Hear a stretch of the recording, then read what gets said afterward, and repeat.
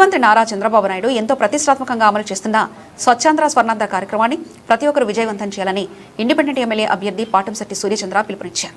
ప్రతి నెల 3వ శనివారం నిర్వహించే కార్యక్రమంలో భాగంగా కిర్లంపూడి మండలం సోమవరపు గ్రామాన్ని సందర్శించిన సందర్భంగా గ్రామంలో పలు ప్రాంతాల్లో చెత్త, మురుగునీరు, అస్తవ్యస్త పరిస్థితులు కనిపించాయని, ఇటువంటి పరిస్థితుల వల్ల దోమలు పెరిగి డెంగ్యూ, మలేరియా వంటి వ్యాధులు వ్యాపించే ప్రమాదం ఉందని, ప్రజలందరూ తమ పరిసరాలను పరిశుభ్రంగా ఉంచుకోవడంతో పాటు తడి చెత్తను ఒక డబ్బాలో, పొడి చెత్తను మరో డబ్బాలో వేరువేసి పంచాయతీ చెత్త సేకరణ రిక్షాకు అందించాలని సూచించారు. ప్రతి కుటుంబం చెత్తను ఎక్కడ పడితే అక్కడ వేయకుండా బాధ్యతగా వ్యవహరించాలని కోరారు. పాటంశెట్టి సూర్యచంద్ర జగ్గంపేట నియోజకవర్గం ఇండిపెండెంట్ ఎమ్మెల్యే అభ్యర్థిని.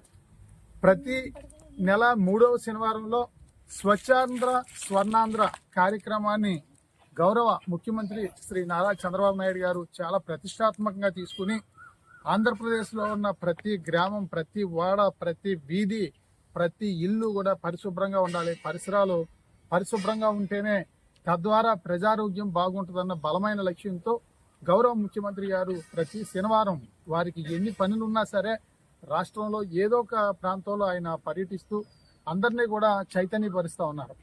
కానీ గ్రామాల్లో పారిశుధ్యం ఎక్కడికక్కడే, ఎక్కడ చేసిన గొంగలే అక్కడే అన్నట్టు ఉన్న పరిస్థితి ఇక్కడ చూడొచ్చు. కిర్లంపూడి మండలం సోమవరం గ్రామంలో ఇక్కడ ఉన్నాం. ఇక్కడ మేము ఒక కార్యక్రమం నిమిత్తం వస్తే నీరు నిలిచిపోయి విపరీతమైన దోమలతో, దుర్గంధంతో ఇబ్బంది పడుతున్నాం అని చెప్పేసి అందరూ కూడా చెప్పడం జరుగుతూ ఉంది. ప్రభుత్వాన్ని మేము ఒకటే విజ్ఞప్తి చేస్తూ ఉన్నాం. స్వచ్ఛాంధ్ర స్వర్ణాంధ్ర కార్యక్రమం విజయవంతం కావాలంటే తప్పనిసరిగా ఇటువంటి పరిస్థితి ఉండకూడదు. తడి చెత్త, పొడి చెత్త వేరు చేసి పంచాయతీ కార్మికులకు ఇచ్చే విధంగా పంచాయతీ రిక్షాలు ప్రతిరోజు ప్రతి ఇంటికి వచ్చే విధంగా ఏర్పాటు చేస్తే ఈ రకమైన పరిస్థితి, దుర్గంధ పరిస్థితి ఉండదని చెప్పేసి తెలియజేసి, గ్రామ చివర్లలో ఈ రకమైన పరిస్థితి ఉంటా ఉంది. ఇది వర్షం నీరు నుంచి వచ్చిన వ్యర్థాలన్నీ కూడా ఇక్కడ కాలువ పూర్తి స్థాయిలో తవ్వకపోవడం వల్ల ఇక్కడ నిలబడిపోయి ఇక్కడ దుర్గంధం వెదజల్లుతా ఉంది. కాబట్టి అధికారులు తక్షణం స్పందించి ఈ కాలువ పూర్తి స్థాయిలో తవ్వించి ఇక్కడ నిర్మాణం కూడా చేయాలని చెప్పేసి మేము విజ్ఞప్తి చేస్తా ఉన్నాం. ఈ 2 పేటలకి సంబంధించిన ఇక్కడ కల్వర్ట్ నిర్మాణం చేయాలి. ప్రజలకు కూడా నేను విజ్ఞప్తి చేస్తా ఉన్నాను. తడి చెత్త, పొడి చెత్త మనం వేరు చేసి పంచాయతీ కార్మికులకు ఇవ్వాల్సిందిగా నేను విజ్ఞప్తి చేస్తా ఉన్నాను. చూడొచ్చు మనం ఇవన్నీ కూడా ఈ బాటిల్స్, గ్లాసులు, ఈ కవర్లో ఈ ప్లాస్టిక్ సంబంధించింది అంతా కూడా ఒక రకమైన సంచిలో కానీ డబ్బాలో కానీ, అదే రకంగా వంటింట్లోంచి వచ్చే వ్యర్థాలన్నీ కూడా ఒక డబ్బాలోనే వేయడం వల్ల తడి చెత్త అంటే మట్టిలో కలిసిపోయి కుళ్ళిపోయి అన్ని కూడా తడి చెత్త, మట్టిలో కలవని అన్ని కూడా పొడి చెత్త, ఇవన్నీ ఒక డబ్బాలోనే వేసినట్లయితే అక్కడ పంచాయతీ దగ్గర ఉన్నటువంటి చెత్త నుండి సంపత్ తయారీ కేంద్రం దగ్గర సాగ్రిగేషన్ చేయడం జరుగుద్ది. కాబట్టి ఈ రకంగా ఉండడం వల్ల ఇక్కడున్న దోమల వల్ల విపరీతంగా చుట్టుపక్కల ఈ ప్రాంతం అంతా కూడా జ్వరాలు, అనేక రకాల జ్వరాలు వచ్చే పరిస్థితి, అదే రకంగా ఈ దుర్గంధం వల్ల కూడా అనేక రకాల ఇబ్బందులు వచ్చే పరిస్థితి. కాబట్టి ప్రజలందరూ కూడా ఇది మన బాధ్యత, మన ఆరోగ్యం మన చేతుల్లోనే ఉందని చెప్పేసి భావించాలని చెప్పేసి విజ్ఞప్తి చేస్తాను. ఎందుకంటే ఇక్కడ ఉంది కదా, ఈ మూలని మనకు నష్టం లేదు కదా అని అనుకుంటాం. ఇక్కడున్న దోమలు మన ఇంటికి వచ్చి కుడతాయి. ఇక్కడే ఉన్న వాళ్ళనే కాదు, ఇవి మన దగ్గరకు వచ్చి ఇవి కుట్టడం వల్ల కూడా అనేక రకాల రోగాలు వస్తాయి. కాబట్టి ప్రజారోగ్యంపై ప్రతి ఒక్కరూ కూడా తడి చెత్త, పొడి చెత్త విడదీసి పంచాయతీ కార్మికులకు ఇవ్వండి. ప్రతిరోజు రిక్షా రాకపోతే పంచాయతీలోకి వెళ్ళి మీరు ఫిర్యాదు చేయవలసిందిగా విజ్ఞప్తి చేస్తూ, స్వచ్ఛాంధ్ర స్వర్ణాంధ్ర కార్యక్రమం అనేది ప్రజలందరి బాధ్యత, మన బాధ్యతగా మనం అందరూ కూడా స్వీకరించాలని చెప్పి తెలియజేస్తూ, ఈ పారిశుధ్యం ఇక్కడ దుర్గంధభరితంగా ఈ ప్లాస్టిక్ వ్యర్థాలతో ఉంది. ఇక్కడ సోమవారం దళితవాడలో ఇది ఆన్లైన్లో PGRS లో ఇప్పుడు ఫిర్యాదు చేయడం జరుగుద్ది. తప్పకుండా ప్రజలందరూ కూడా ఈ రకంగా మరి పర్యావరణాన్ని అపరిశుభ్రంగా ఉంచుకోవడం వల్ల మన ఆరోగ్యాలే పాడవుతాయని చెప్పేసి గమనించాలని చెప్పి తెలియజేస్తూ, స్వచ్ఛాంధ్ర స్వర్ణాంధ్ర కార్యక్రమాన్ని ప్రతి ఒక్కరూ కూడా విజయవంతం చేయాల్సిందిగా కోరుచున్నాను. ఈరోజు ఏ రోజు?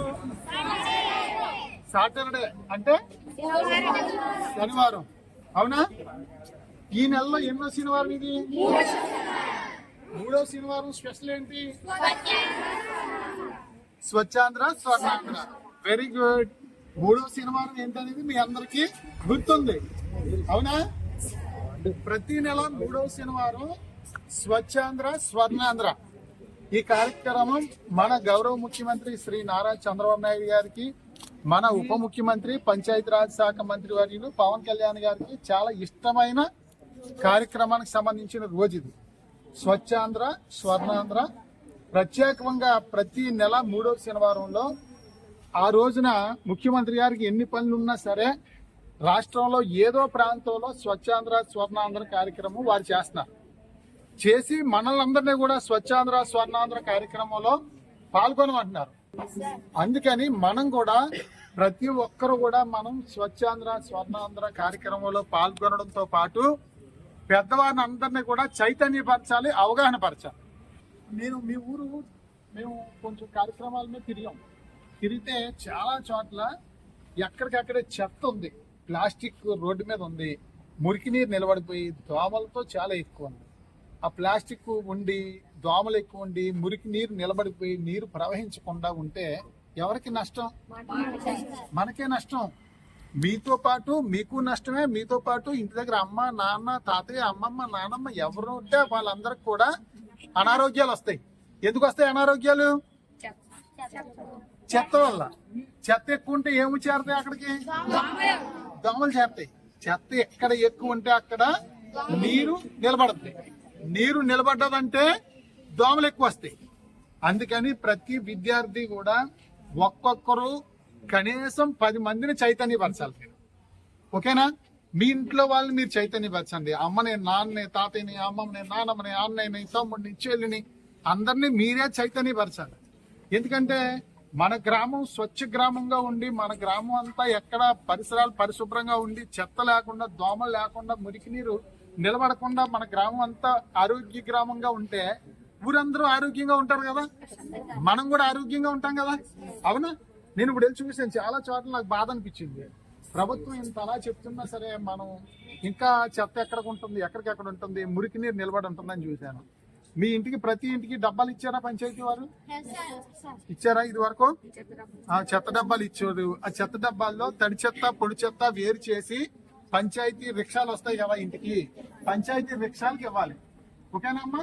పంచాయతీ రిక్షాలకి ఇస్తే పంచాయతీ రిక్షాల వాళ్ళు చెత్త నుండి సంపద తయారీ కేంద్రం దగ్గర తీసుకెళ్లి అక్కడ వాటిని విడదీసి తడి చెత్తని ఎరువుగా తయారు చేస్తారు, పొడి చెత్తని మళ్ళీ అమ్ముతారు. ఓకేనా? తడి చెత్త పొడి చెత్త అంటే ఏంటి? ఎవరు చెప్తారు? ఒకరు చెప్పండి. తడి చెత్త అంటే ఏంటి చెప్పండి? తడి చెత్త అమ్మా, తడి చెత్త అంటే తడిచిపోయిన చెత్త కాదు, ఇంట్లో ఉన్న వ్యర్థాలు. ఇప్పుడు ఇంట్లో వచ్చి కూరగాయల వేస్ట్, లేకపోతే పేడ అవ్వచ్చు, కూరగాయల వేస్ట్ అవ్వచ్చు, అంటే మట్టిలో కుళ్ళిపోయి అన్ని కూడా తడి చెత్త. అవి పచ్చరంగు డబ్బాలో వేసి మన పంచాయతీ కార్మికులకు ఇవ్వాలి. పొడి చెత్త అంటే ప్లాస్టిక్, పాత చెప్పులు, గాజు సీసాలు, వాటర్ బాటిల్ అన్ని కూడా అంటే మట్టిలో కుళ్ళని వస్తువులన్నీ పొడి చెత్త. అవన్నీ మనం ఎరుపు రంగు డబ్బాలో వేసి పంచాయతీ రిక్షాకి మనం ఇవ్వాలి ప్రతిరోజు. అదే రకంగా ఇప్పుడు వర్షాకాలం కదా, ఎక్కువ వర్షాకాలాన్ని ఎక్కువ ఈ దోమల వల్ల ఎక్కువ అనారోగ్యాలు వస్తాయి, మురికి నీరు ఎక్కువ నిలబడతా ఉంటది. మన ఇంటి దగ్గర కూడా మనం పరిసరాలు పరిశుభ్రంగా ఉండేదా మనం చేసుకోవాలి.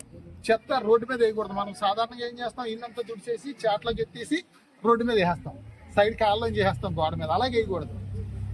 అది ఏదన్నా దాంట్లో సంచిలో కానీ డబ్బాలో కానీ వేసి పంచాయతీ రిక్షాకి మనం అందివ్వాలి. ఓకేనా అమ్మా? ఇంటి దగ్గర రుబ్బు రోడ్లు కానీ పాత ఏమన్నా వస్తువులు ఉంటాయి, వాటిల్లో నీళ్లు నిలబడకుండా మనం చూడాలి. కొబ్బరి డొక్కులు ఇటువంటి వాటిల్లో ఎక్కడైతే నీరు నిలబడద్దో అక్కడే దోమలు గుడ్లు పెడతాయి, దోమలు పెరుగుతాయి. ఓకేనా తల్లి? మన గ్రామం స్వచ్ఛ గ్రామంగా ఉండాలంటే మన ఇల్లు ముందు స్వచ్ఛంగా ఉండాలి, మన పరిసరాలు స్వచ్ఛంగా ఉండాలి. ఓకేనా? అలా చేస్తారా మీరు అందరూని?